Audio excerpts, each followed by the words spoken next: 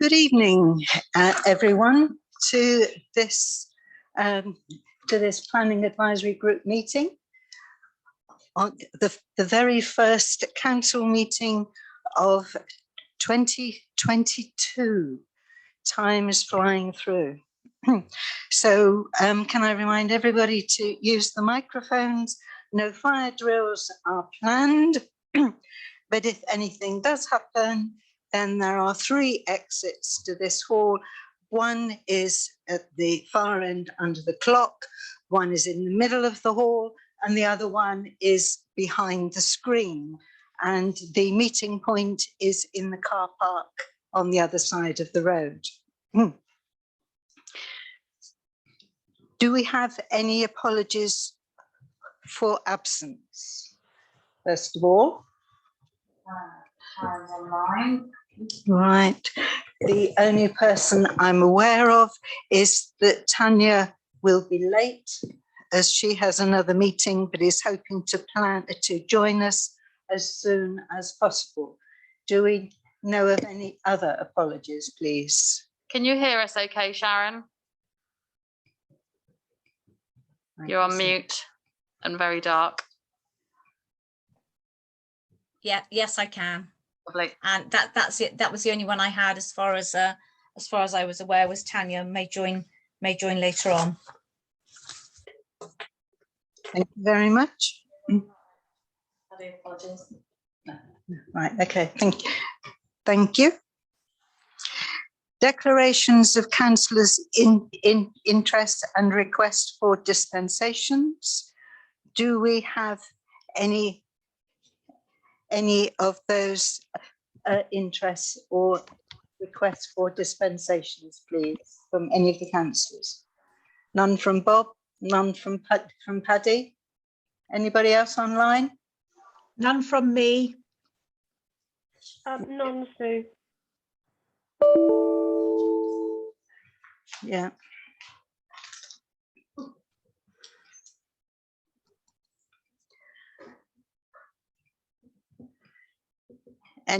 Anyone else?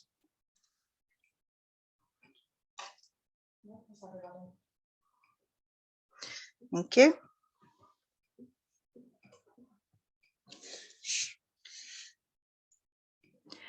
Then we come to the chairman's report. The Lifeboat Trust steps, which as we're all aware has been going on for some time. An on-site meeting is hoped to take place between Portishead Town Council, solicitors and the Portishead Lifeboat Trust. They're waiting, or Portishead Lifeboat Trust are waiting for their solicitors' terms of reference to hopefully accept and proceed. Bristol Airport Stage 2 engagement presentation.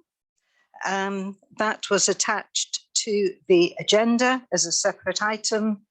And so that presentation is available for everybody to have a look at. Metro West Portishead line, we have an update in that Portishead Town Council received an invite on the 2nd of December, and our meeting was actually on the 1st. We received this invite on the 2nd of December from the Planning Inspectorate to comment before the 8th of December, which of course meant that it missed our meeting. No comment was made regarding the letter dated 9th of November from the applicant, which was North Somerset Council, to the Planning Inspectorate. Planning application 21/P/2544/FUL 10 St Mary's Road. Portishead Town Council wrote to North Somerset's Heritage Officer, and that application is still pending, but they were unable to instigate stay of demolition. North Somerset Council consultations. There's the Licensing Act 2003, the Statement of Licensing Policy 2021 to 2024, an update. The consultation consultation closes on the 4th of January, which was yesterday, but it was forwarded to members of this committee for them to submit their own comments. North Somerset Council consultation again on the Gambling Act 2005, Statement of Principles 2022 to 2025, an update. The consultation originally closed on the 4th of January. That has now been extended to the 22nd of January. Another one that has been extended is the updated North Somerset Council consultation coordinated admission schemes for 2023 to 2024. So that has also been extended. And also the North Somerset Council consultation on the schools admission arrangements for North Somerset community and voluntary controlled schools 2023 to 24, that has also been updated as well. Excuse me. Now we have a general highways update. Portishead Town Council wrote to North Somerset Council regarding the Bristol Road crossing, and they had a reply back from North Somerset, who are going to look at the wider pedestrian facilities on Bristol Road. The matter is going to be discussed at the Highways and Transport meeting scheduled for the 20th of January 2022. Two assessments were previously made in October 2009 and June 2019. The suggested additional double yellow lines by Vale Vets will hopefully be implemented in the first half of 2022/2023.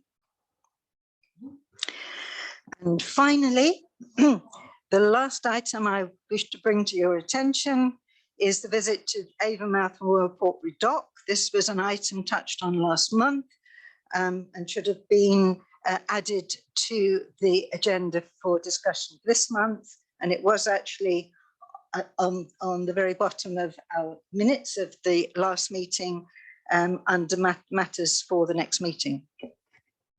However, I have nothing to report about it. And it was something that Patrick Heaton Armstrong raised during the closure of the meeting. I'm not sure if Patrick has the contact details and was going to arrange it, or if we should contact Patrick and get the details for the town council to contact and arrange directly. I think Paddy was going, I think, Paddy preferred to go in the winter months rather than the winter. Sorry, the warmer months rather than the winter, sorry. So I thought I'd just mention that now so that it's something that we can keep in mind and try and sort it out. Sharon, you have something to add? Yeah, just very, very quickly, and the chat's come up from Councillor Holland that Councillor Snaden has actually given his apologies whilst we've been online. He's got caught up at work, so perhaps we can record those. Thank you very much. Thank you. Then we come to questions and comments from residents. We have one resident here in the hall who I know wishes to speak on one of the planning applications. You can speak now, or you can speak when we talk about that planning application. It's up to you. Which would you prefer? Talk about it once we get to the application. Fine, lovely. Thank you very much. Lynn? All right. Yes, hello.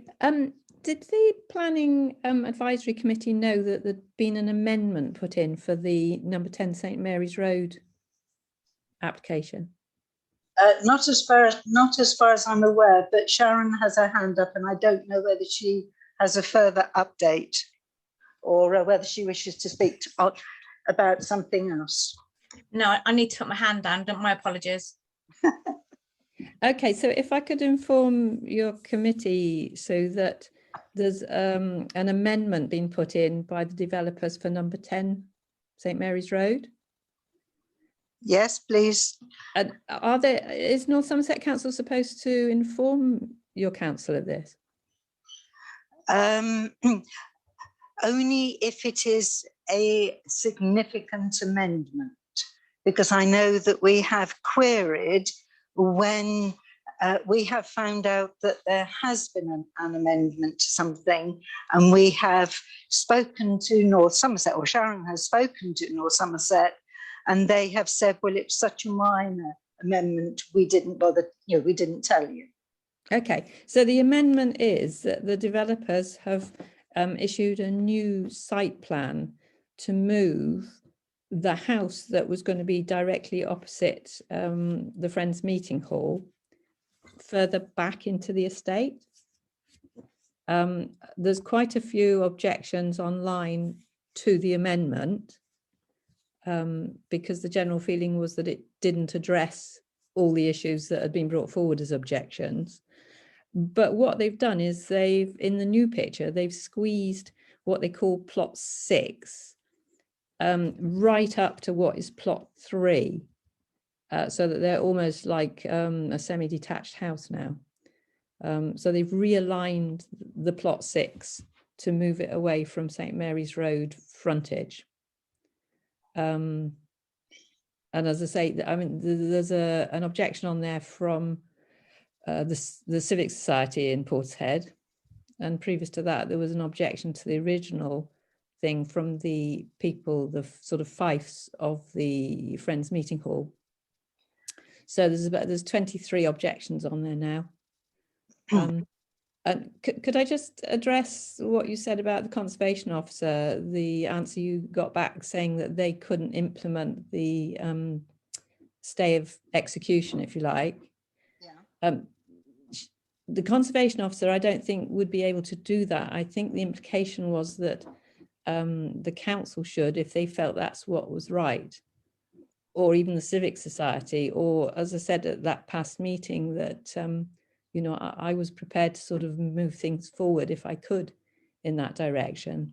So it's not that a stay of execution couldn't happen.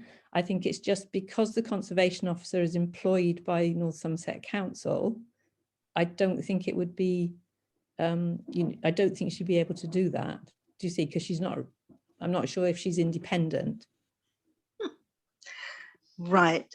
Can I ask if Sharon can answer your query? Because, of course, Sharon dealt with North Somerset and wrote the actual email to North Somerset. Yeah, I mean, basically, I wrote and asked, and they said that they couldn't. I don't think they were specific in their response. I don't think they were. I don't think the heritage officer was very happy that the building was going to be demolished or planned to be demolished, and she was going to take it back to SOSE management.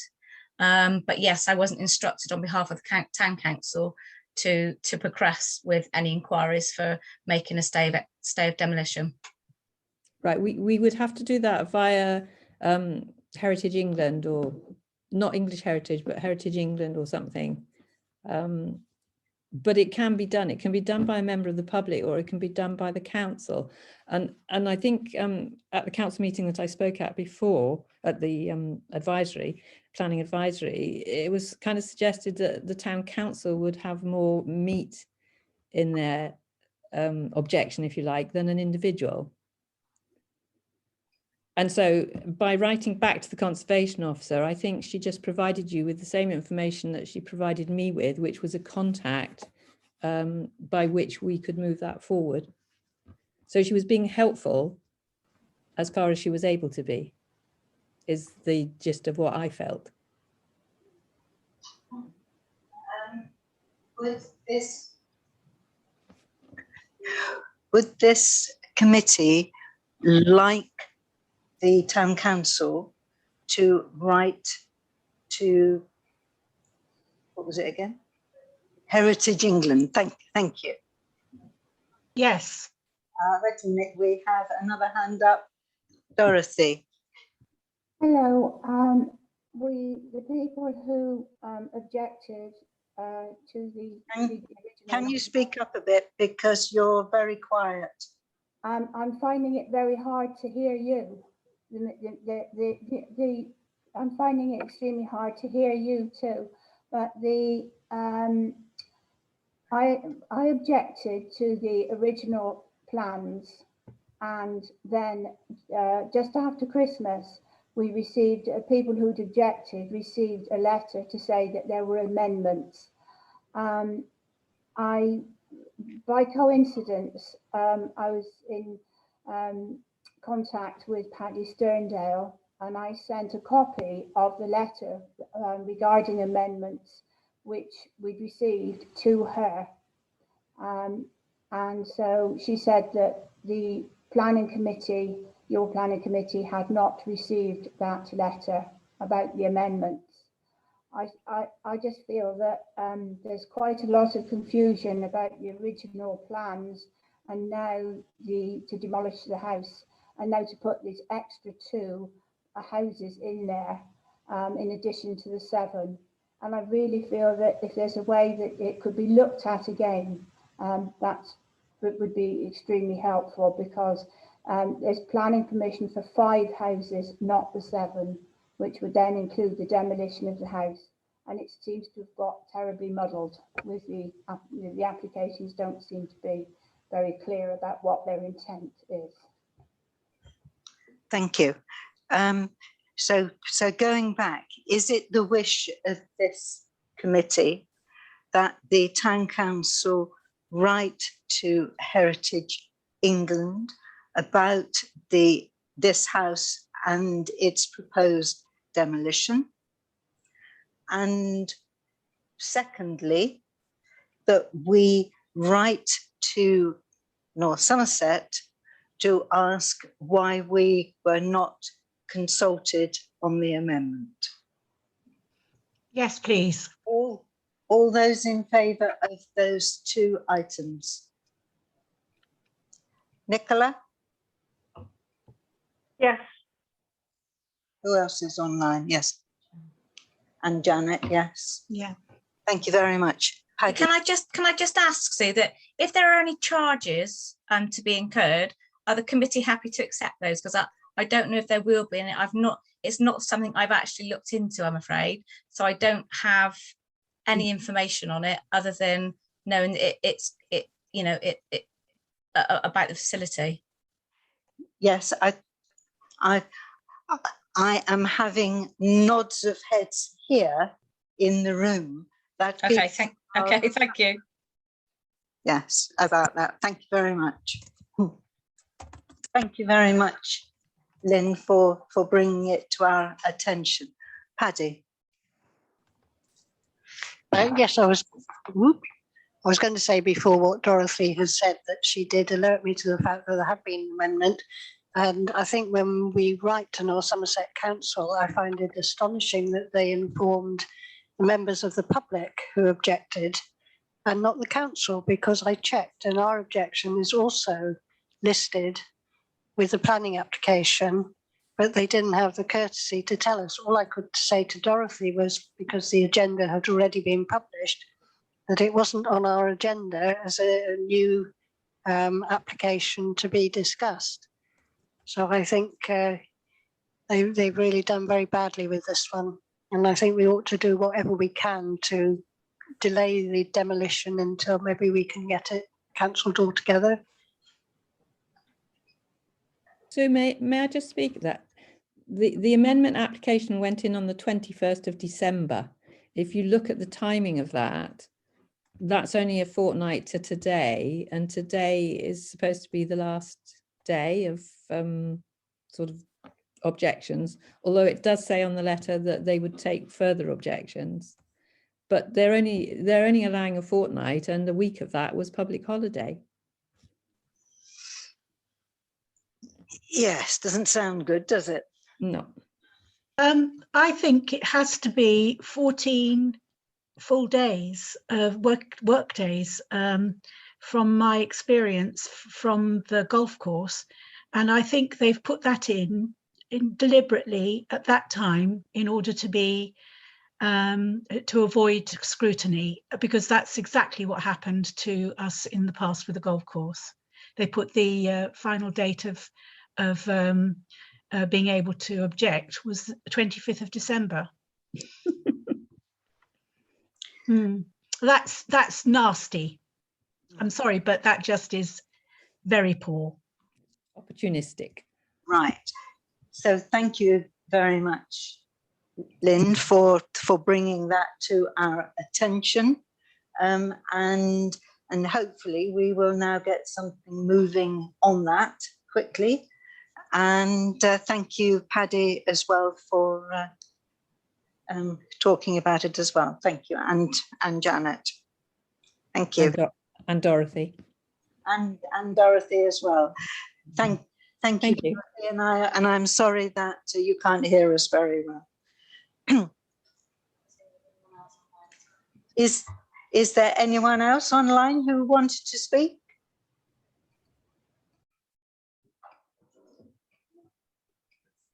No. Thank you very much.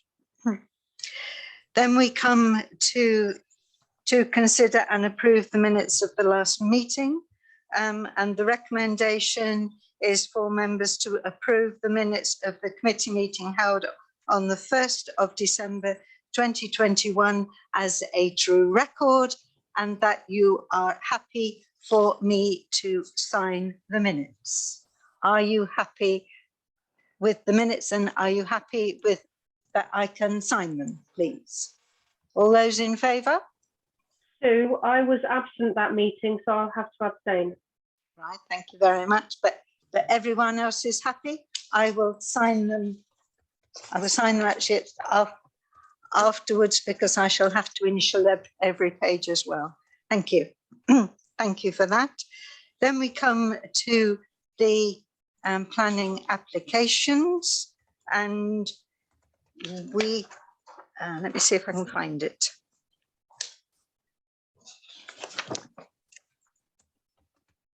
If I am correct, you wish to speak about 25 Charkham Rise, is that correct?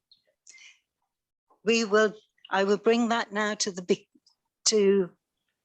first of the planning applications that we're going to look at.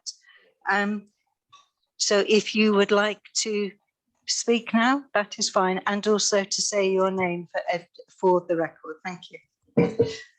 So, evening. My name's Marcus Catlin. I live at number 24 Charkham Rise. So this is in relation to a planning application that's being considered in relation to our neighbour at number 25 Charkham Rise. I don't know if you would have had a chance to look at the application or the plans. I don't know if you want me to go into any detail of what the proposal is, or whether you just want me to address my objections, really, and what's best for yourself. Charkham Rise, are you all in favour of Charkham? So basically, number 25 Charkham Rise is one of the properties. It's within the cul-de-sac. So as you first drive into Charkham Rise, follow the road around, you then follow it back onto yourself, and then it's the one on the left is the little cul-de-sac there. And number 25 is on the left-hand side. It's the fourth house in. Our house is one of the ones that has a garage with the terrace on the top, and 25 hasn't got a terrace. So as you're probably well aware, there's a number of houses within Charkham Rise that have extended into the void because, of course, they're built onto the hill, and there is all that space there to be used. And there's been a number of people that have done that, and they've done very good jobs.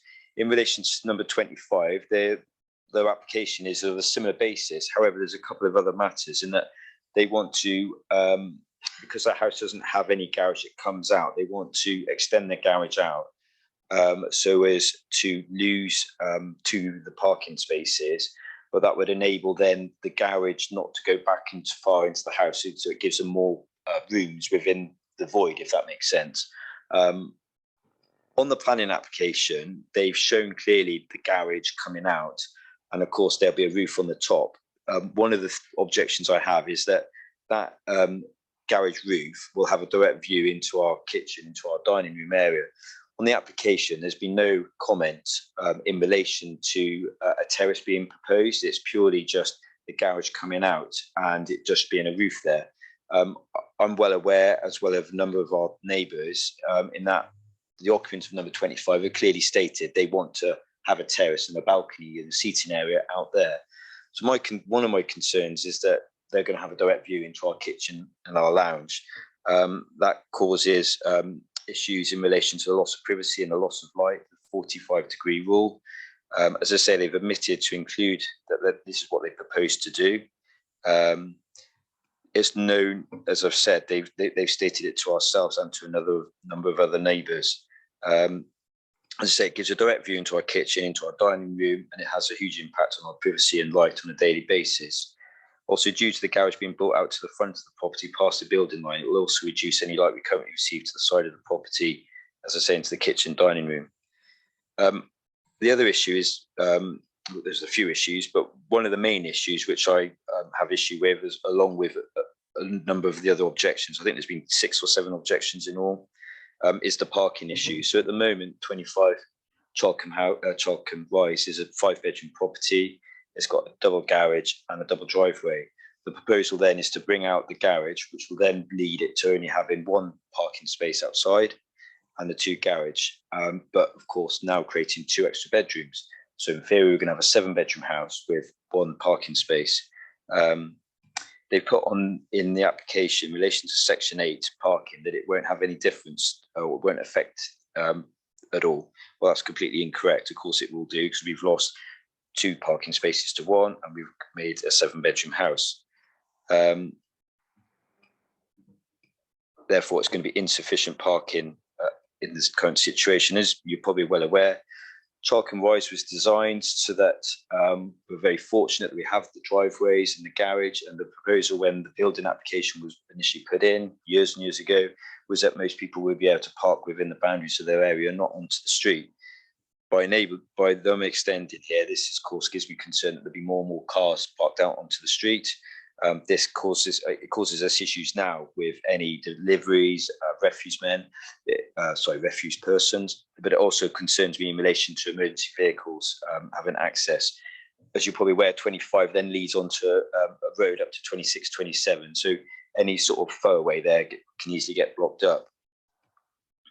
As I say, the cul-de-sac already struggles with parking overspilling into the street and the surrounding area. It's given us difficulty being able to drive vehicles on and off. There's been a couple of accidents recently where vehicles have driven into others due to the sort of lack of visibility. I've talked about the terrace, of course. So the side of the property, as I say, they're looking to put 2 bedrooms at the back. And one of the bedrooms is going to have a window that's going to look straight out onto a bush and then onto our brick wall, which of course caused me no concern about looking at the brick wall, but it's going to have no views. The bedroom behind, at the moment, there's no windows there. There's nothing there. It's just a soil. So they're actually going to be digging down, not the full length of the building, but to put like a skylight window in. We've got an extension already. It does give me concern about the possibility of subsidence, and that's something that I would want to look into. I'd be concerned that somebody's building or digging down within a metre of our boundary line. So that there's concerns there that I have.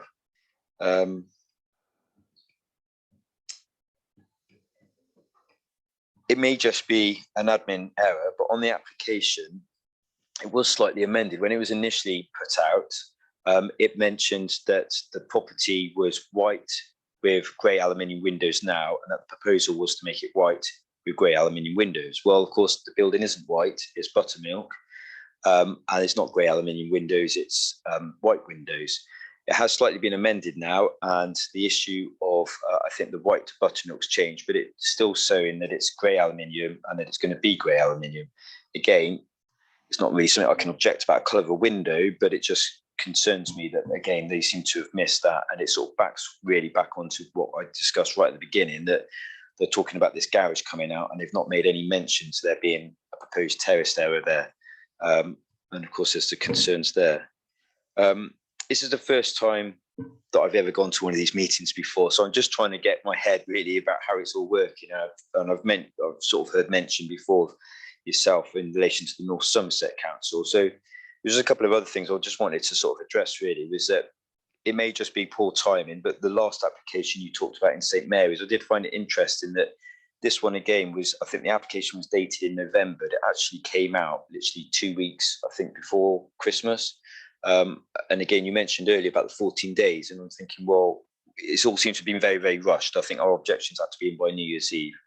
So I just wanted to raise that issue. And then just so I got it clear really in my own head, what happens now, we've raised our objections along with another number of other people. I'm assuming that automatically goes to North Somerset Council, but is this a meeting whereby yourselves then might agree with the objections or may have concerns and you will be raising this with North Somerset, or is that something of course for yourselves to decide after this, after me speaking? We will pass our comments. Oh, thank you. I turned it off. We will pass our comments to North Somerset. Okay. I will, when I speak in a minute, ask if our district councillors for West Ward, which is the ward this is in, if North Somerset are minded to approve this application, that our district councillors for West Ward ask for it to be called in. In other words, I know, but yes, I'm saying it's something that if you did object, then it'd be something that could be brought in then. I understand. So that's the sort of thing that we can do if we do object. Sure, I understand that. I appreciate I might have talked a bit quickly or maybe not be clear. So if there's anything I can assist with further, then please let me know if I can sort of explain more. Paddy, I dare say this is something you probably can't answer, but have you any idea why they want 7 bedrooms? Again, I suppose I know from previous other people that have done it. We've got an Airbnb within Chalkenwise at another property. They've put in their application it's for extended family, so I can't state that it's going to be an Airbnb. I know that, of course, I think other people that are doing the Airbnb, that's not a permanent thing, but I think they extended with a view to having family move in at a later period, but in that intervening period, of course, it's a good financial opportunity to do Airbnb. So I've always got the back of my mind, it could be an Airbnb, and of course, there's the parking issues there. Something else to consider, of course, is that it might not just be an Airbnb, it could be a short-term lease or long-term lease. I mean, if you've got a 2-bedroom apartment, really, basically within the house, I'm assuming once it's built, I don't know what planning or applications people would have to do to convert it into a separate dwelling in that regard. But that does give me concern as well, that in theory, you could have a 5-bedroom house and a 2-bedroom apartment, and it could, although on the plans now there is access within the whole property, you could easily block a wall and make that a completely self-contained apartment. It's got its own front door. It's just got a lack of parking. That's what I would say. Thank you very much indeed. Thank you. If there is anything else I can help with, then please let me know. If you want to sit down and we will discuss it now. Thank you very much. Right. I have looked at this application today. Thank you. Sorry, I always try and turn the mic off when I'm not speaking. I have looked at all of the planning applications today, as I normally do, and have a look at all the comments. There are 7 comments, as has been mentioned. 6 of them are objecting, and the 7th one is more of a neutral comment.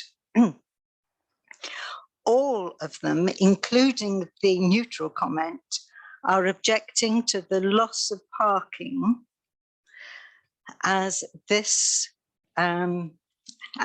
application would have, or has at the moment, got a double garage and 2 spaces in front. In other words, 4 car parking spaces. If this application goes through, then it would have a new double garage with 1 space. So instead of having 4 spaces, it will have 3. this development, these were comments that are, these are all from the comments online. The development was built with enough off-street parking for each property. So, and the roads are narrow there. So in other words, they were not expecting anyone to park on the roads.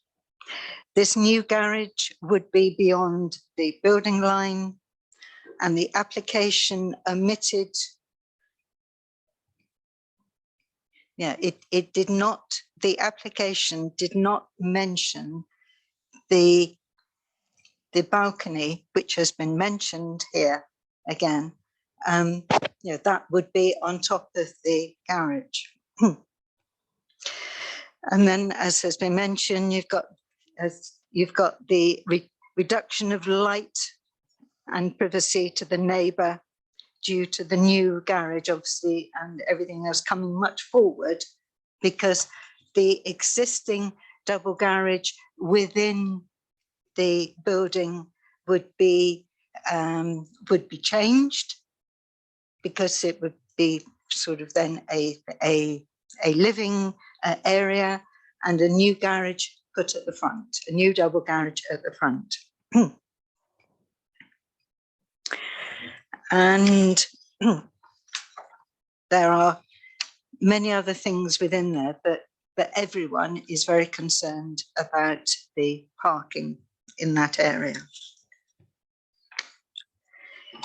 Now, on our internal spreadsheet, we had an objection to this proposal by me, and no objection from Paddy, Tanya, Bob Bull, or Janet.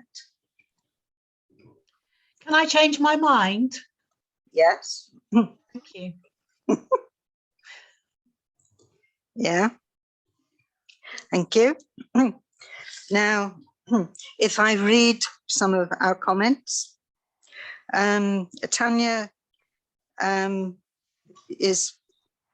has no objection subject to the parking standards, which obviously with a 3-bedroomed house is 2 parking spaces, and if it's 4 or more, then it has to be 3.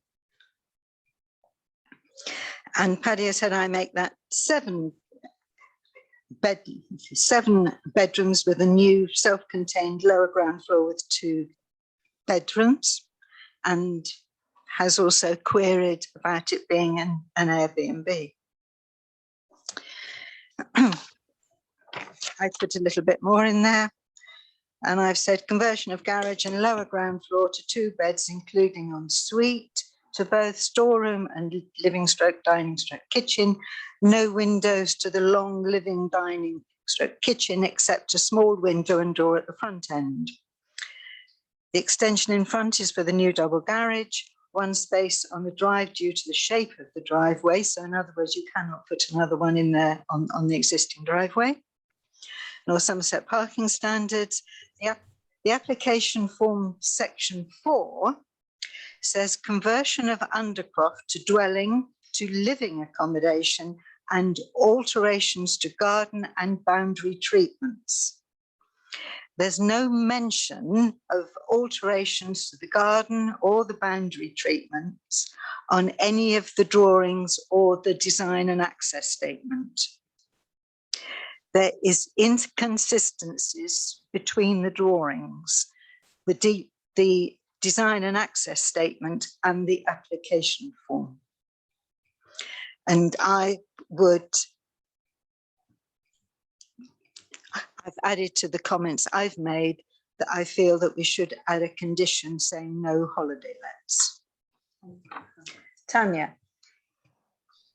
Hi, yeah, sorry, I've joined late this evening. Just to say that I think when I initially looked at this and I said I had no objections, at that point there were no objections from any neighbours on the, or anybody on the planning portal. So obviously we do have to, you know, take those objections into consideration, assuming that the reasons that have been given are all kind of planning reasons. I think that, yeah, maybe we need to rethink this. I mean, I still personally don't have an issue with kind of holiday lets and things, but that's just a personal thing for me. But as I said, there weren't actually any objections, but I think you've now said that there are 6 objections on the portal, so I think that is something we definitely need to consider. Yeah, there are 7 on there. Paddy. Yes, I'm the same as Tanya. When I looked, there weren't any objections, and I must admit I missed the fact that it would overshadow or cause loss of light to next door. I think I am concerned about holiday lets, because obviously if you have 2 bedrooms, you're likely to have 2 cars more. But the reason I put no objection was that parking standards don't cover anything more than 3 bedrooms. Or is it 4 bedrooms? But it's 3 car parking spaces, even if you have 15 bedrooms, which is a bit nonsense. But I agree with Tanya that no, I realise there are objections for residents. I think we ought to at least ask North Somerset to consider it a bit more carefully and put in an objection. Thank you. Right. So if I propose that we object, all those in favour of objecting? So that's me, Paddy, Bob, Janet, Nicola and Tanya. Thank you very much. Reasons, please. Can I just make a comment? Yes, of course. I think like other people Yes, it's like other people probably viewed this almost in isolation, and before anybody else had put any objections in. But you look at it more now, and it clearly is inappropriate to have a 7-bedroom property with very little car parking space, and does sort of give you an indication, as he said, as to how it might be used. I think we should object, definitely. Thank you very much. You want to add something? You need to go to the mic. I just wanted to say about the portal. I think the reason why people have put the objections in so late is purely because of the Christmas holidays. As you can imagine as well, when you put an objection in relation to your neighbours, it's a bit awkward. We all actually get on really well. And I think everyone has been very surprised because there hasn't been any consultation from the occupants number 25 to any of the neighbours about this application. So it's all come by as a bit of a shock. When everybody in the cul-de-sac got a letter, I think some of the residents just saw, it's Christmas period, they saw the letter, saw that it was an application to develop the void area, not realising and not really looking into any detail that it actually was coming out, and etc., and the loss of parking. So I just wanted to clarify. I think that's, I completely understand how some of you didn't object at the time because you looked at the portal as well and knew the other. I think literally we'd all put our applications in on the New Year's Eve on the last day because of, as I say, the Christmas holidays and the circumstances being with our neighbours. And I just want to clarify, confirm, or just repeat again, really, that again, we've had no consultation from number 25. No, they haven't spoken to us. So, yeah. Thank you. Thank you. Thank you. Right. So we need reasons, please. Paddy.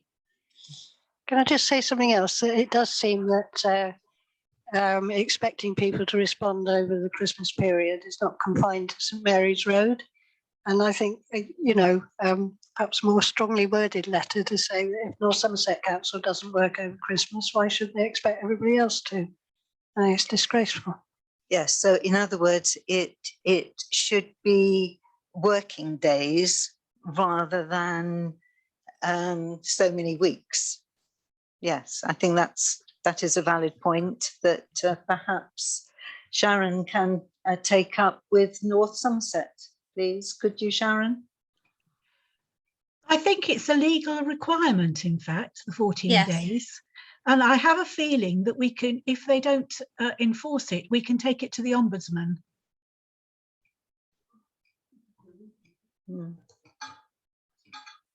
Thank you. Right, reasons, please.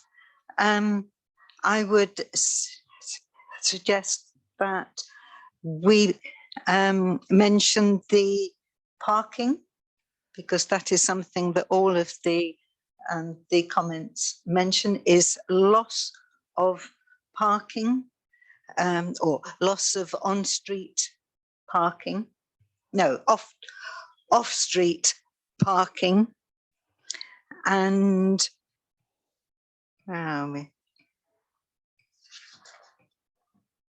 there's loss of off-street parking.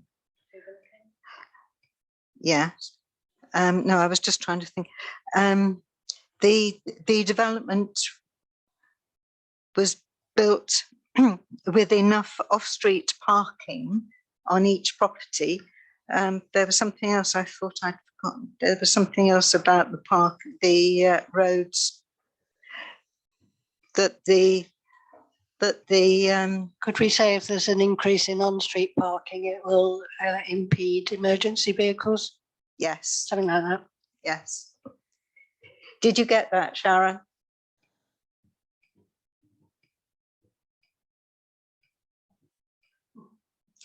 Sharon is actually taking the notes and on that line. Sharon. Can you hear Sharon? Yes, sorry, I was trying to type it before I lost it. So I've got, yeah, if there is an increase on street parking, it will impede emergency services. Yes, because those roads are very narrow, or purposely are very, very narrow. I think the other one is overlooking the next door property as well as an issue. Yes, and so it's loss of light and overlooking and privacy to the neighbours. I was just trying to think. Do you want to specify number 24? Yes, because that is the neighbour. If you're happy with that, yes. Yes, please. Can we stipulate no holiday lets? It might put them off. We can. I mean, whether or not Somerset take any notice, but we can put it in, and we have done it in the past. We would do that. Sue, can I ask something? Yes. If it does turn out that that's a separate dwelling, don't they have to have parking spaces separately for that anyway? I don't know. I don't think it's a separate dwelling. If it was a separate dwelling, they'd have 2 lots of council tax and that, and I don't think you do that. It's just a room that they're letting out. Yeah, but it's also living as well. It's a whole thing. It's not just a room. So yes, I suppose it could be if somebody wanted to have it as a separate dwelling, but yes, it would have to then be sort of separate bills and everything else. And so therefore, yes, I suppose it should be parking as well. But I don't know. We haven't actually come up against that like that. Where it's sort of underneath. So we could we say that it should never be made as a separate dwelling? But that wouldn't necessarily stop it being a holiday let. We could say that as well. I think it would be better to actually put it as no holiday letting, because or no letting full stop.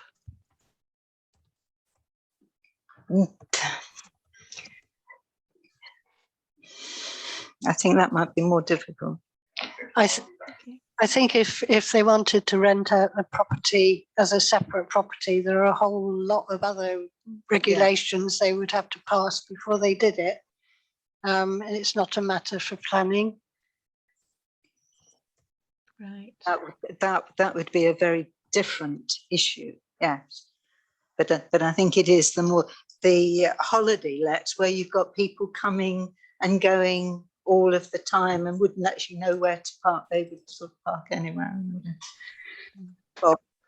Yeah, the other one, of course, is multiple occupancy rules, because with 7 bedrooms, how many people are they actually going to put in there? Yeah. And 2 kitchens by the look of things. Yes. Yeah.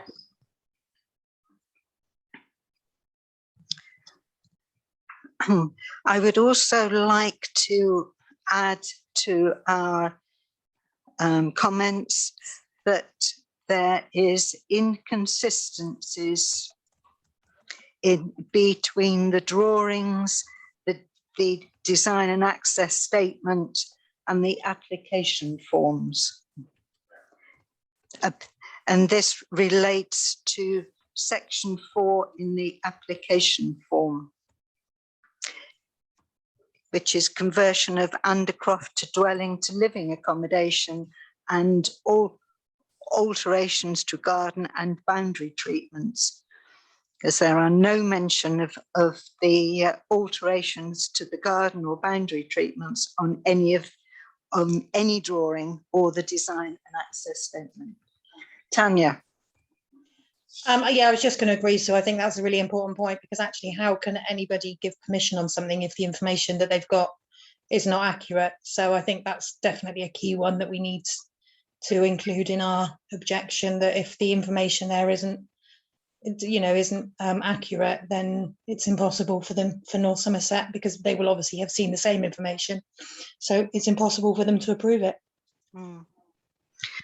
And I would also like to add that we ask North Somerset Council to take all of the comments that have been made into account when they make their decision, because there's a lot of detail there. And then also, as I did mention, and Paddy quite correctly stopped me, is that, as we have said that we object, that we ask if our district councillors for West Ward would call this application in if North Somerset Planning Department are minded to approve this application. Janet. I will send the email tomorrow, Sue. Thank you very much. Thank you. Janet, you have your hand up. Yes, the gentleman also mentioned the fact that they hadn't said anything on the planning application about turning the top of the garage into a terrace. I think that's misleading, because that would mean loss of privacy for him for his kitchen and dining room. But they haven't mentioned in the plans that that's what they intend to do. Yes, which is one of the reasons why I said that we should ask North Somerset to take into account all of the comments made. So in other words, asking them to really have a good look and take note. But I think that is worth adding to our objection to, that the roof of the new garage could be used as a terrace. No, one different wording, clearer wording. Any thoughts? I guess it's the possibility of the roof being used for other than roof purposes. For social purposes. Yeah. That's it. Yes, yes. Additional outdoor space. Yeah. Yes. And as I say, just quickly looking up, 5 or more occupants, and they have to have a license if it's more than one household. Mm. Yeah. So yes, if we add that as well, that the Possibility of multiple occupancy and needing a license. Mm-hmm. Right. Sharon, how is your typing coming along? Have you managed to put all of our comments down? Do you want me to read it back? Yes, please. Yes, please. Okay, so we've got lots of off-street parking. loss of off-street parking. There is an increase with, if there is an increase with on-street parking, it will impede emergency services. Loss of light and privacy to neighbours at number 24, Chalcombe Rise.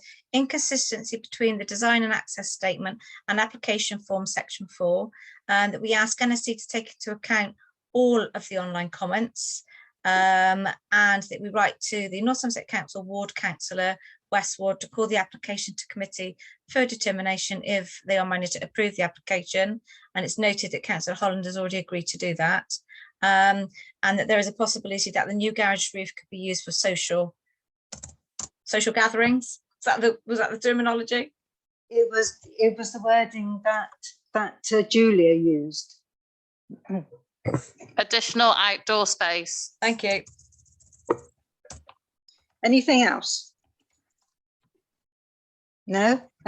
Thank you all. And are you happy, or are you happy with the comments that we have made? All those in favour? Nicola?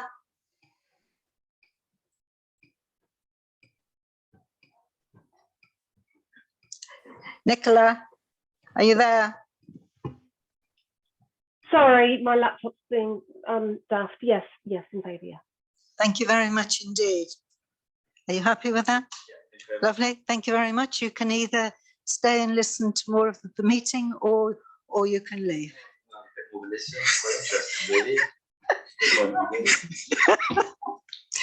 All right. Thank you all very much indeed. Sue, can I just bring us back a minute?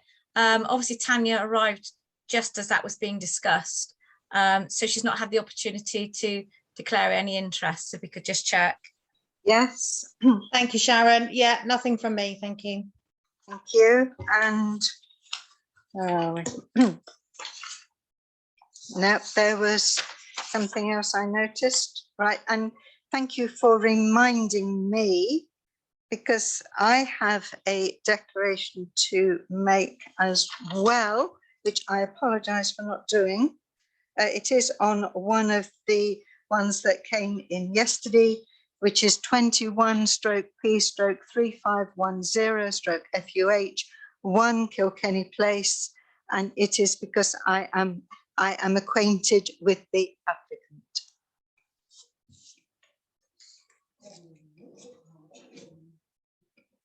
Thank you. Then we carry on with our agenda, going back to the first page. Right, we then come to 21/P/3021/FUH, and there are 4 comments here, 2 object and 2 support. This is the one that we have seen before, which is 73 Guillemont Road, and we last saw this. The previous application was 20/P/1042/FUH. And this is from last month, and we asked that, this came in early in December, and we asked for an extension. This and the comments there, the 2 that are objecting, they're concerned about the rigid barrier creating potential access problem for emergency services and other uses for access to the front doors of the adjacent properties. If the rigid barrier needs sufficient width between the current and the proposed railings to allow wheelchair access. And they ask that if there is going to be something there, that it is a proper metal fence with metal posts, which should be installed, rather than the current concrete posts and the concrete slabs, which are not appropriate in this area, and which also have chicken wire attached to the railings. Now that's some extracts from the comments. On this one, we had objections from me, Tanya, and Bob. The previous application was refused because they wanted to put a wooden fence. That wooden fence is still there. As far as I'm aware, it has not been removed. Now they want to put a metal rail panels with high posts in between the railing. And some of my comments on our internal sheet are out of keeping with the original design of an open aspect for this part of the development. There are existing railings on the other side of the footpath in front of these houses which face the grass area. The proposed fencing would mean having 2 rows of metal fencing to the front either side of a narrow path in front of this house, or are they moving the existing fence to the other side of the path in front of their house, which would prevent the neighbouring houses accessing their properties via the path in front of this row of houses, which is obviously something that has been raised in the comments. Tanya was not sure. Are they asking taking the wooden fence down? But wasn't sure without having a look. And Paddy has said, on the assumption that they're removing the wooden fence, they've addressed one of our original complaints, that it reduces visibility. The railings are an appropriate design.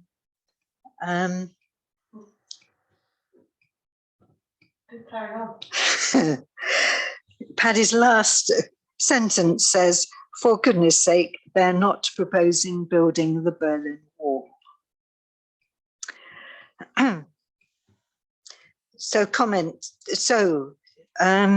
Anyone want to add anything to the discussion prior to making a recommendation? Tanya. I think for me, the reason I said object was because I'm not familiar with the history of this one. I think it may have been before my time on the planning committee, but also it wasn't clear to me what they were doing, I'm not sure whether the wooden fence is staying or not. I mean, if the wooden fence is coming down, then I am less inclined to object. But at the moment, it appears that they're almost just putting a metal fence right next to the wooden fence. The pictures really aren't very clear at all. So that's the main reason I objected, was because I'm not entirely sure from the details that we've got what they're planning to do. Yes, looking at the photos, the wooden fence is not there. Sorry, is there. They have not got planning permission for the wooden fence because that was not approved. So therefore they should remove it. I assume so far that they haven't. Whether they would, don't know, or whether we would need to tell enforcement. Paddy. If they've been told to take it down and they haven't, then it's not up to us to tell enforcement. It will be pursued. But I did preface what I said by on the assumption that they're removing the wooden fence. And you don't know. Yeah. Yeah. But it makes no sense to put up railings if they're going to keep the fence there. That's just doubling the cost. And I can't imagine they would have put in a planning application which includes the bit that was refused and just adding to it.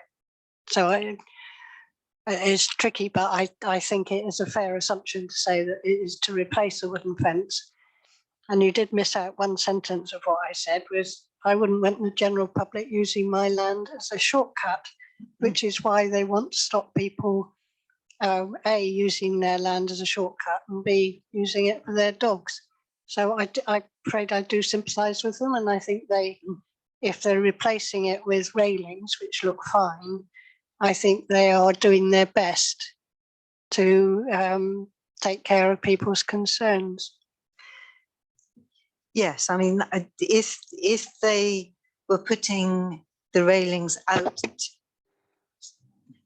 further and then having their garden where it is on when they bought it. So in other words, you would have a strip of grass. Yeah, so you would still have that spaciousness, but you wouldn't have people or animals walking on that land on the side of that path, between the public path and the side of your house. You wouldn't have dogs and that sort of thing, roaming on it. Yeah, I think we have to assume they'll take the fence down because they have been refused planning permission for it. So they'll have to take it down one way or the other, when they do it voluntarily or not. But unless I think North Somerset are told, they wouldn't know that it was still there. Well, they would, because they've been sent a blinking photo of it on the planning application. But I wouldn't think that the planning department would actually tell enforcement that it hadn't been done. I think it's up to us or North Somerset councillors to tell them. So I think it's worth sort of just dropping them a line that saying that as far as we're aware, looking at this planning application, the wooden fence that did not get approval is still there. Right, so going back, Tanya, you have your hand up. Yeah, just quickly. So can I just clarify? So did they apply for retrospective planning permission, which was then refused? Yes. Okay, so in that case, North Somerset are aware that they have a fence that they don't have planning permission for, aren't they? So I think Paddy's right. It's up to North Somerset to make sure that it gets removed. I wasn't sure whether it was retrospective planning permission or they applied for planning permission, it was refused, and then they put it up anyway. But if North Somerset are aware that the fence is already there, then it's their responsibility to make sure that the fence comes down, I think. I think it was retrospective. Bob, do you want to have a quick look at the previous application and just see if it was a retrospective? It's 20/P/1042/FUH. I hate to do this to you, but I can't find how quickly you say it again. Yeah, just put in the number 1042. And it should come up if it is retrospective or not, because it will be as part of the title at the top, the heading. Anybody else want to add any comments? No?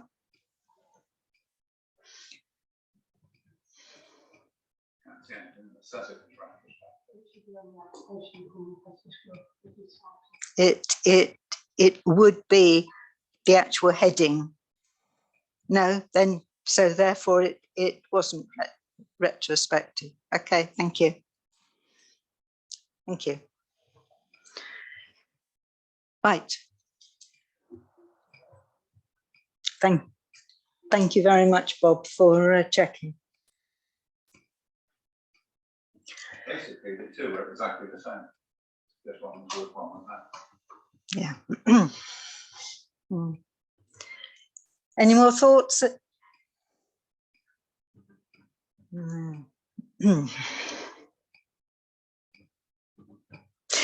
So we had objections from me, Tanya, and Bob. So therefore, I will propose that we object to this planning application. Can we have some reasons?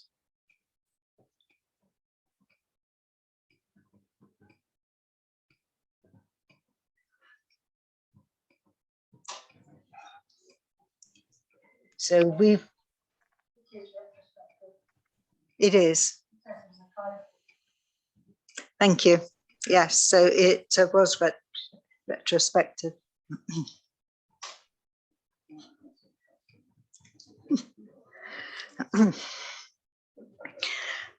Right, Tanya. Yeah, I mean, I think it's difficult to come up with a reason. As I said, the only reason I objected was because it appears as though they've completely ignored the previous planning application. So have we just established that the previous one was a retrospective application? Yes, it was. Yes. Yeah. Okay. So- So I think it's a difficult one, but I think North Somerset themselves should be looking at that and saying, well, until that's sorted, they can't even consider this one. But I can't think of planning. Can I just stop? I don't know.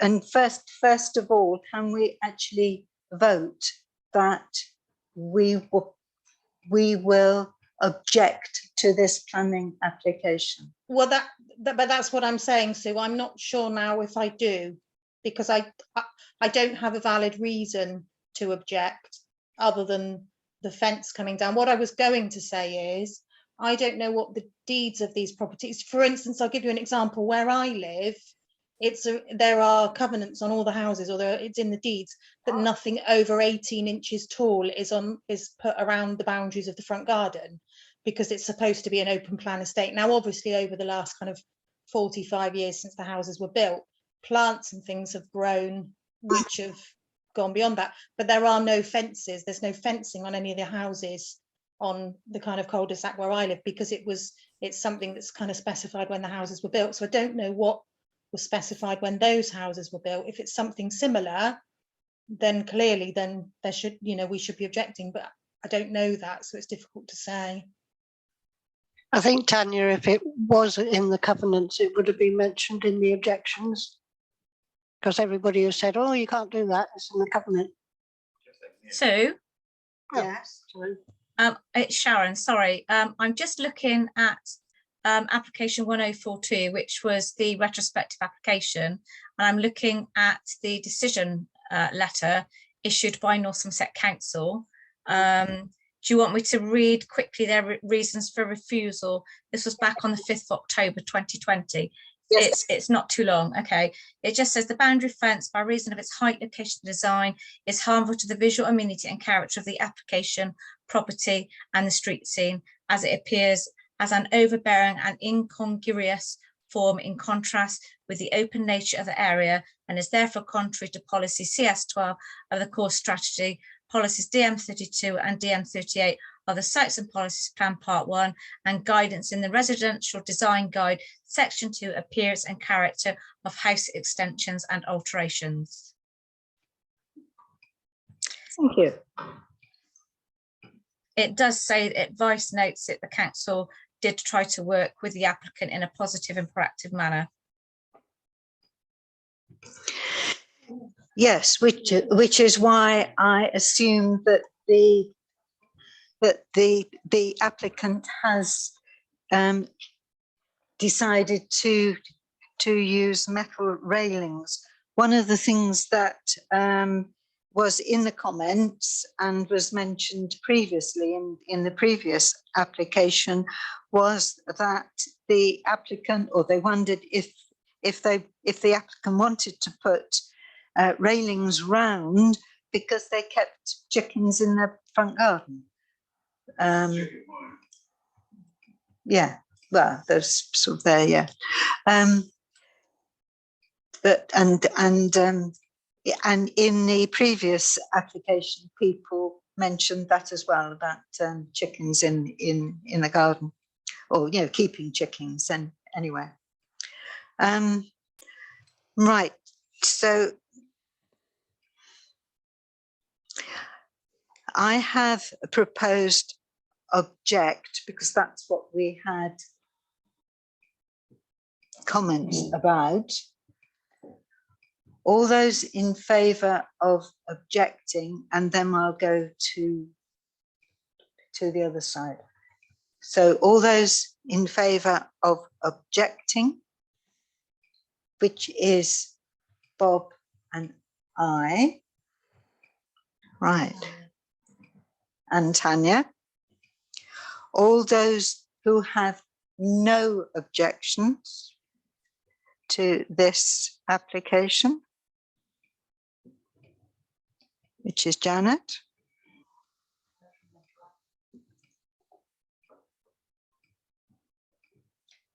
Nicola, are you there?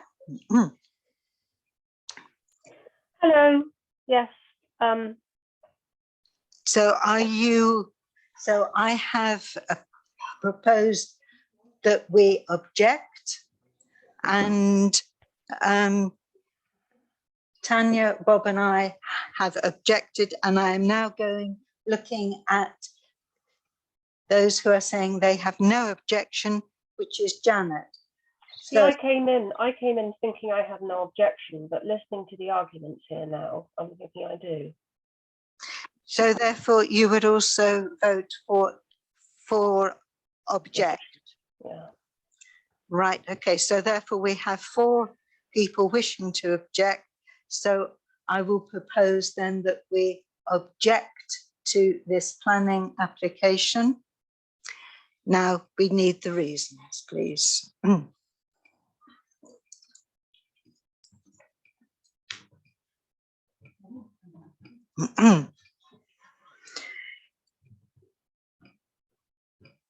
I think that we have to take into account what was said in the previous planning application and the letter there.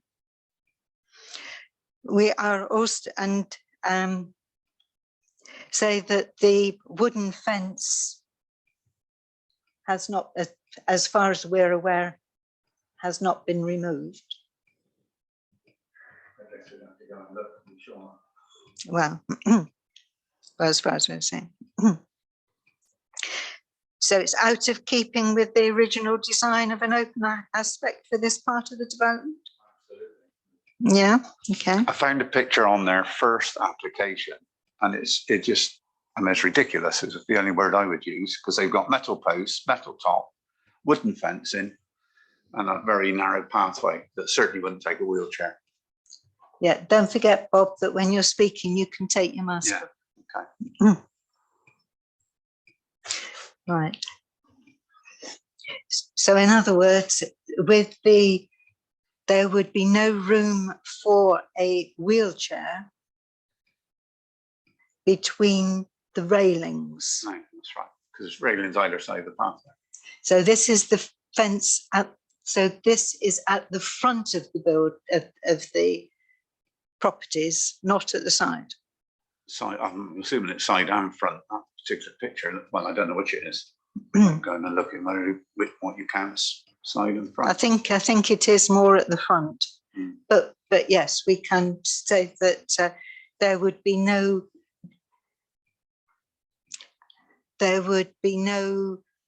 room for a wheelchair to access the neighbouring, or the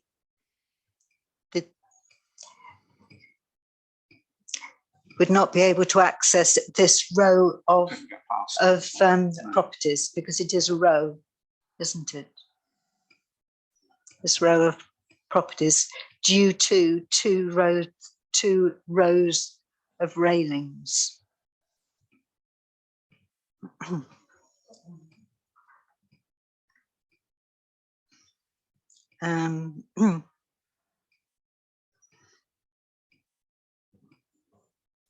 And just looking through our comments. So it's out of keeping with the original design of an open aspect of this part of the development. The proposed fencing would mean having 2 rows of metal fencing in front of either side of a narrow path in front of this house. That needs, yes, but that's too long, I feel. But we can put it in if you wish. Tanya, I was just about to say, Tanya, anything you wanted to say or to add? No, I was just going to say about that comment you were just making. I mean, it's basically 2 rows of metal fencing, making the footpath too narrow for wheelchair users. I think you can combine those 2 comments into one, can't you? I'm a bit confused about this path anyway. I mean, does this mean that have they gone over the boundary, or is the boundary, is the path really that narrow? Because something's on one side, and there is railing there and they then want to put a railing the other side, but as the path isn't very wide, it then means that you are very constrained within those two. Yeah, but my point is a bit like Paddy said, the alternative then is that if, for instance, if it's not wide enough for a wheelchair, but if somebody wanted to go down through there with a wheelchair, they'd then be going across somebody's front garden. So it just seems a bit odd to me that the boundaries of these gardens go that close. No, the other side of the pathway is the green, because it's an open plan area, and there's a railings around the green, which presumably means there's no give that way either. So there's ends up with railings both sides. I mean, you could argue it shouldn't be railings. Is it built with their boundaries that, you know, with a path that narrow anyway? But yeah, no, all I was going to say is you can combine those two comments, that, you know, having the double railings means that the path will then be too narrow for wheelchair users. I think that's probably the simplest way.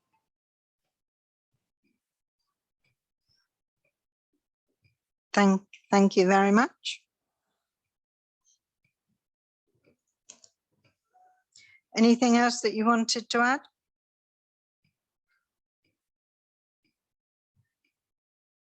It would also, of course, be too narrow for any emergency services or other users of access to the front doors of the adjacent properties. Then you're then making Tanya's argument that the ambulance would have to drive over their front lawn. Yeah, which seems equally crazy. It also doesn't help that the block plan is nothing like the photos. I mean, the block plan has acres of room. Yeah. Yes. So, any other comments you wanted to make? No? Sharon, do you want to read out what you have got? Yeah, I've got objects out of keeping with the original open aspect design, and as there will be 2 rows of railings, it will limit wheelchair access to nearby properties.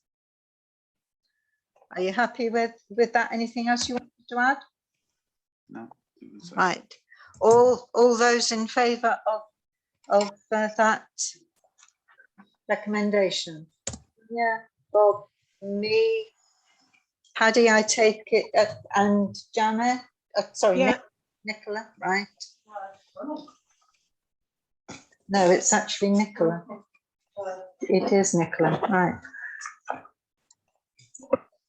And how many of us that?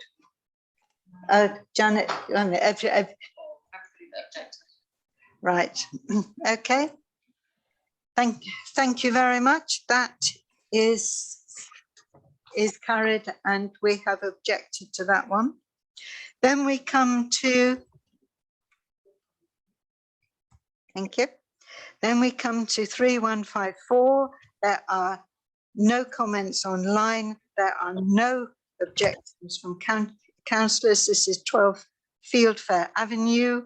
So I would say that we have no objection to this one. All those in favour? Janet, Nicola? Thank you. Then we have 21/P/3237/FUH. There are no comments online. There are no objections from councillors. This is 20 Down Road. All those in favour of no objection? Thank you. Anything from Nicola? Yep, lovely. Thank you very much. 21/P/2910/FUH. There are 2 comments online. One is in support and one is neutral. There are no objections from councillors. This is 154 Badger Rise. I would therefore recommend that we have no objections to this one. All those in favour? Thank you very much. That is everyone. Thank you. Then we have 21/P/3304/NMA, which is the former garage site of West Hill Channel View Road, Watershead. This was actually, there was no objections from councillors, there was no comments online, but this one was in fact approved by North Somerset on the 24th of December. So they were working on Christmas Eve. So I thought I'd mention that one. Then we come to 21/P/3322/FUH, and there were 5 comments online, all objecting. This is 56 Brendan Road, with the demolition of the existing garage and utility room and proposed erection of a 2-storey side stroke rear extension with a balcony to the rear first floor level. There were, there were objections from me, Paddy, Tanya and Janet on our internal sheet. And the comments, as I say, were all objecting. Some of their comments were saying that the removal of the garage, as they were objecting to the removal of the garage as there was no communal parking, overbearing and much larger than surrounding properties, overshadowing and loss of light, unusually large property extension for this area, which, as I'm sure you're aware, is an ex-council area. And the balcony is 2.6 metres by 15 metres, which will be the main entertaining area. And the houses in this area were built very close together. So therefore the noise pollution so there would be noise pollution and detrimental impact on neighbours. Now that's some of the comments that have been made. And Paddy has said in our sheet, overlooking loss of privacy, overshadowing. And I've added overdevelopment of site out of keeping with surrounding properties, which are three-bedroom terraced ex-council housing. Existing is a semi-detached dormer bungalow, a 2-storey extension of 2.613 metre at the rear with the balcony overpowering on the attached neighbouring property, because this, of course, is a semi-detached property. Side extension out of keeping and overdevelopment. And Tanya has now also said that she's happy with those comments that I've read. So I would say that we object. And can we have some reasons, please? You just read them. That's exactly what I was going to say, Paddy. Nicola, I think you had your hand up. Right, okay. No, I was saying I agree with the objection for everything you just said. Sharon, did you make notes about it? Some of those I have actually taken from that sheet that we actually complete on our internal sheet.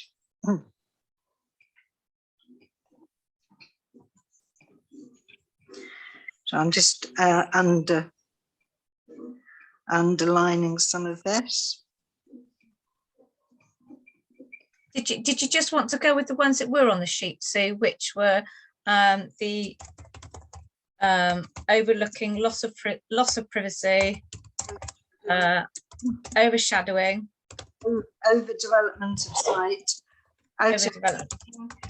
surrounding properties, which are 3-bedroom terraced ex-council housing. Existing is a semi-detached dormer bungalow, a 2-storey extension of 2.61 meters. Sorry. Overpowering on attached neighbouring property. side extension out of keeping and overdevelopment. So basically it's an overdevelopment and out of keeping with the street scene, yeah? Yeah. And can we add parking to that because they're losing their garage? Yes. Parking, as there's no communal parking in that area.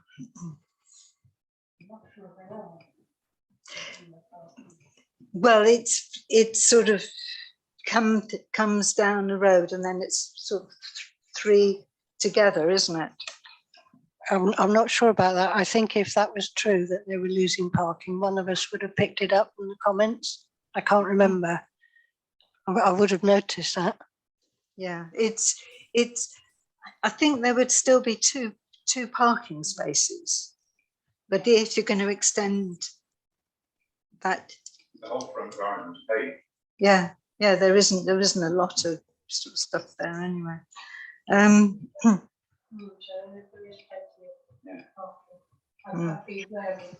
I'd be wary of adding that because I'm not sure. Yes. We can't hear you when you don't speak into a mic. She is. Paddy was, but Bob wasn't. My apologies. Can you hear me now? The front, Yes. front Thank garden you, Bob. paved, and so there's probably 3 or 4 actual car parking spaces. Whether there should be is a different matter, but there is. Okay.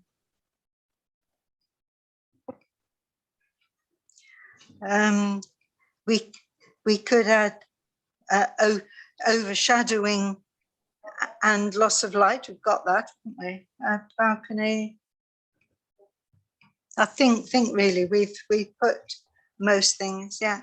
So are you, Sharon, do you want to read out what you have got so that we can just confirm? By the way, just to confirm, have we voted that we are objecting to this one? If not, please can you? No, you haven't. Lovely. Right, so everyone here in the room, how about Janet, Tanya and Nicola? Are you all in favour of objecting? Yes. Lovely, thank you very much. Okay, did you want me to whip through these a minute? Yes, please.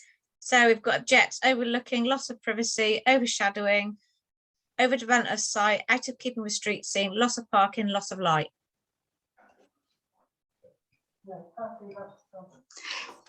I don't think we should include loss of parking. They've got plenty of parking. I thought Sharon said loss of light. Yeah. She's, all right. Okay. And loss of parking. Do you want the loss of parking taken out? Yes. Okay. Yeah. Right. Thank you very much. Thank you for that. All those in favour of that?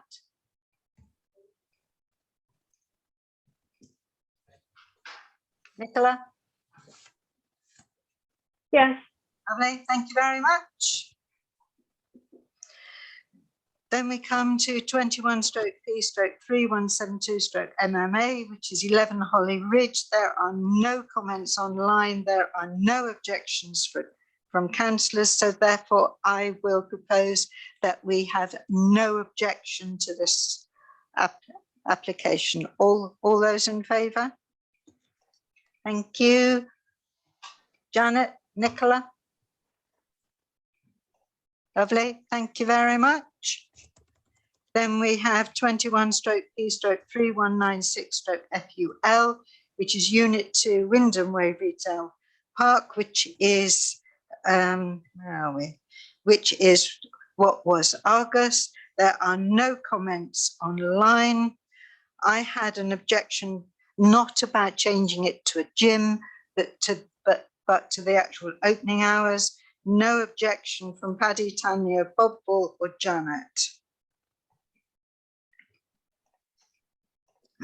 And I was happy with it being changed to a gym, but I was not happy about it being 24 hours. Simple reason that in the past, there have been a lot of calls to the police about antisocial behaviour in the car park, normally by cars trying to do handbrake turns and messing around and all sorts of things like that. And it was agreed that McDonald's would bring the barrier down, or put the barrier across at 12 o'clock when they left. You know, I think at that stage it was shut at sort of 11 o'clock, but by the time they had cleared everything up and the last person left, they would shut that gate at midnight so that the car park could not be accessed when nobody was around. So therefore, I don't know. It's not mentioned in a previous planning application, so I am not sure whether that is written anywhere. I don't think there's any suggestion that the car park should remain open. But there's no reason why, I can't see any reason why people shouldn't use the gym. Don't see why there should be an objection. In fact, if people are actually around that area, it might stop a bit of the antisocial behaviour. Tanya. Yeah, no, I was going to say the same as Paddy. I think actually having a 24-hour gym with people working and people going to it will potentially, I think part of the problem, as you said, was that McDonald's was closed, the car park was completely empty. I'm not sure that there was anything formal. I think it was just an agreement that McDonald's kind of sort of offered to do. I know there are signs up and stuff, but presumably that's a conversation that they and the owners of the gym will have. But yeah, I think having a business there will potentially help some of that anyway, because there's going to be more people around. Janet. I agree, but I think that, you know, if it's shut and they're locked in all night, then they won't do it more than once, will they? So we have no objection to change of use to a gym. I think we ought to put something about parking, because I don't know whether the agreement with McDonald's is with the police, or whether it is in somewhere in North Somerset, or where. I'm not sure.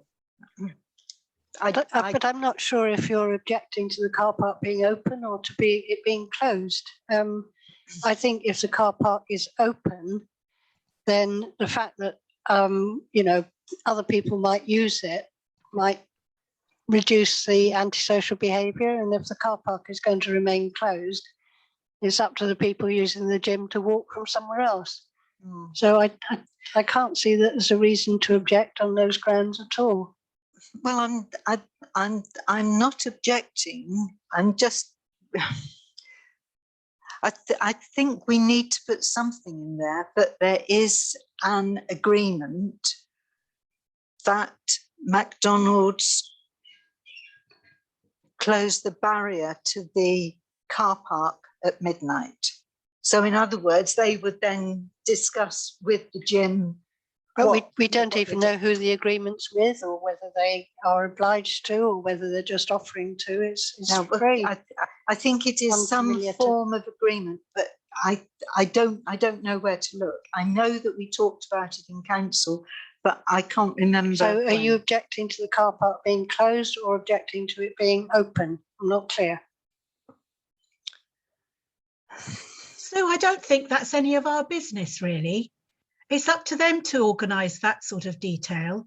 I don't think we can object or not object because of that detail. I think that's something we have to leave out. It's not really our business. Okay, Tanya.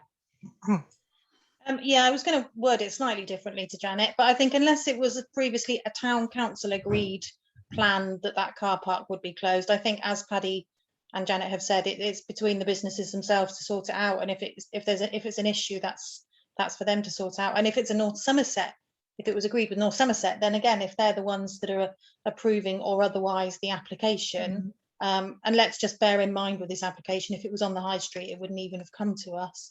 So I agree. I'm not sure that it's anything that we need to comment on, but I don't have a problem with it being mentioned, but certainly it's no reason to object to the application, Oh, no. which I know that's not what you're doing. I know that's not what you're doing. Yeah. Thank you. Sharon. Yeah, Sue, was it maybe something that was brought to the town council via Pact when they had Pact up and running, with under a complete heading of antisocial behaviour? I think the kids were doing donuts over in the car park when they 2 o'clock in the morning. Yeah. I think that's what it was. I wondered about Pact as well, Sharon. Yeah, I think it was I've a back in feeling, those yeah. days. Yeah. Yeah, as I say, I can remember talking about it. I can remember the decision made, but I can't remember where from. So that's perhaps, yeah, that. Thank you. Right, okay. So if we all say that we just have no objection to this planning application, all those in favour? Janet, Holland, and then Nicola? Yes. Lovely. Thank you very much. Just as a comment, of course, there's a car park across the other side of the road with no gates or anything on it. I know. Yeah. Yeah. Right. Thank you very much. And we have done 21/P/3324 FUH, which is 25 Charlcombe Rise. Then we come to 21/P/3328/FUH, which is 364A Nor Road. There are no comments online. There are no objections from councillors, so I will propose that we have no objection. All those in favour? Thank you. Lovely. All, thank you.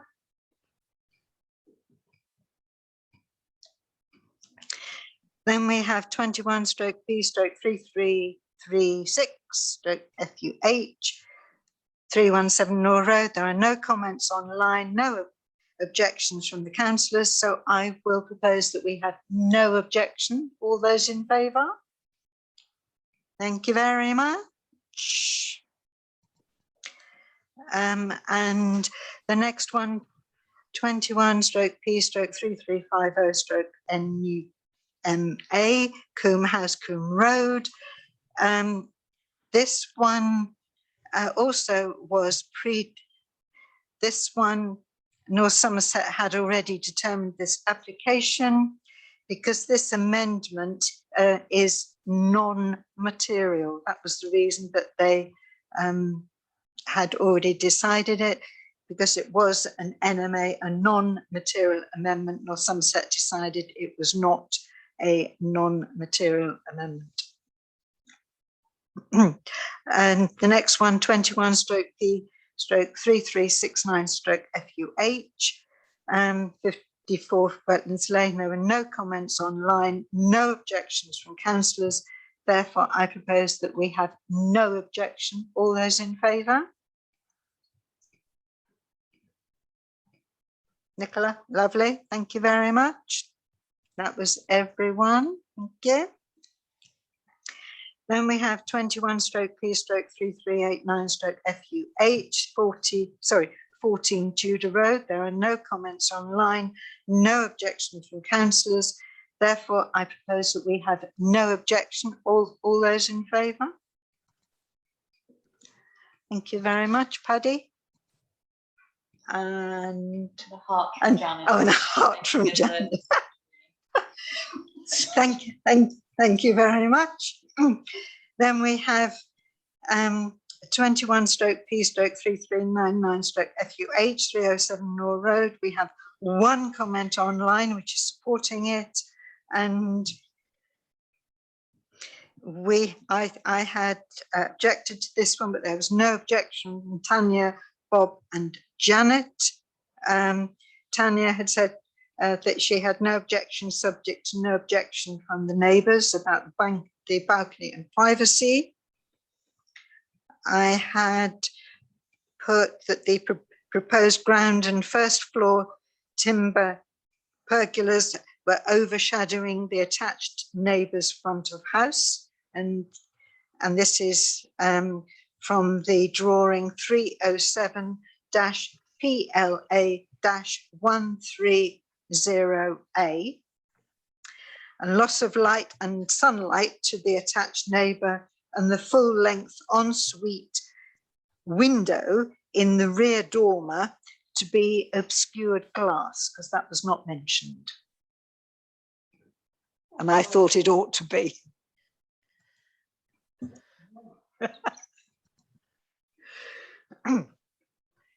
All right. Can I just say that if it's not obscured glass, they'd get arrested anyway. So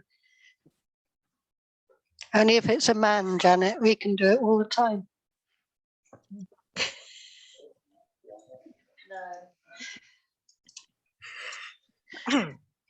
Right.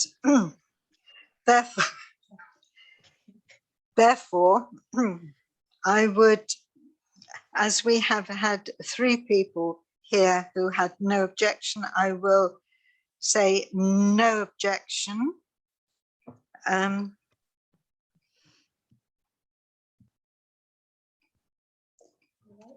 Nicola, you wish to speak, or are you voting? Sorry, I thought we were ready to vote. All those in favour of no objection?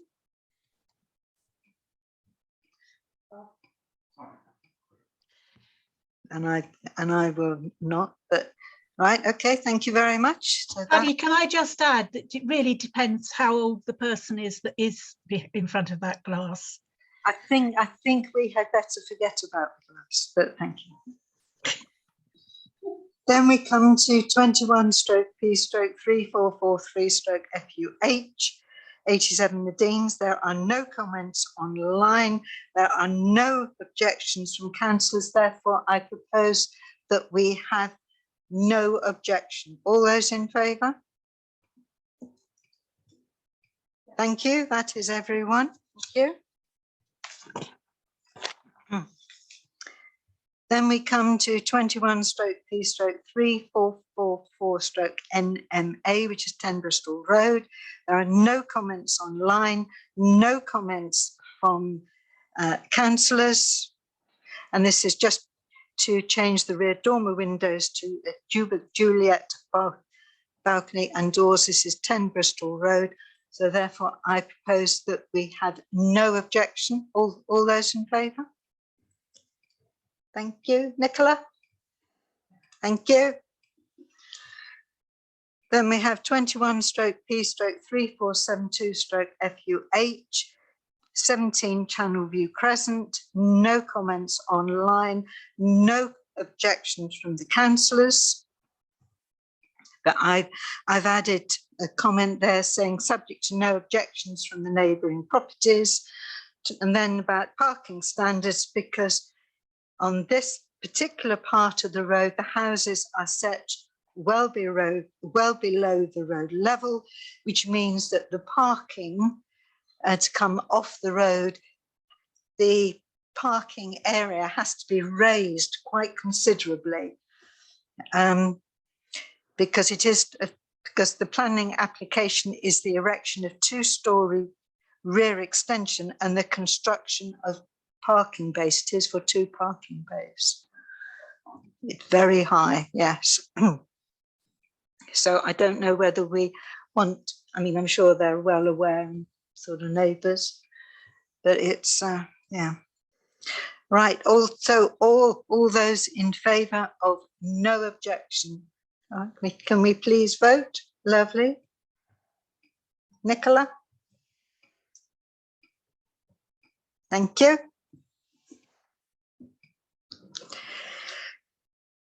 Then we come to the planning applications that have that came in yesterday. 2 people have looked at them, and I've looked at some, but not all of them.